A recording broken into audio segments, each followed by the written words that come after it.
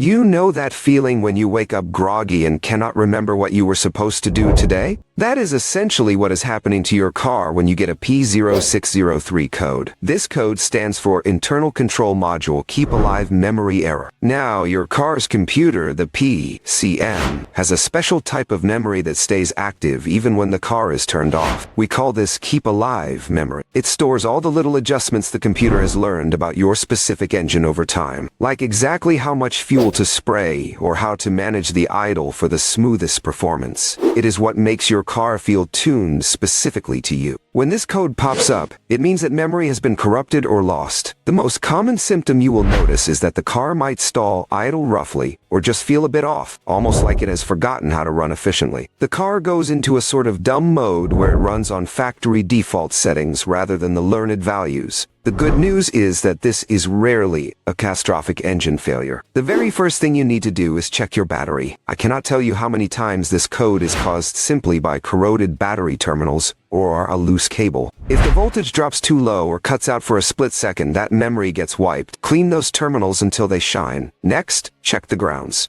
A bad ground connection can cause electrical noise that confuses the computer. Speaking of noise, a failing alternator or even bad spark plug wires can create electrical interference that scrambles the computer's memory. If you want to test this, try disconnecting the alternator and running the engine for a short bit to see if the code clears up. You should also check the fuse box for any blown fuses related to the PCM constant power. If you have checked all the power and ground connections and they are solid, you might be dealing with water damage inside the computer or, in rare cases, a failed computer itself. But honestly, 90% of the time, this is just a power supply issue. So grab your multimeter and some sandpaper and ensure your car's brain is getting the clean, steady power it needs to remember its job.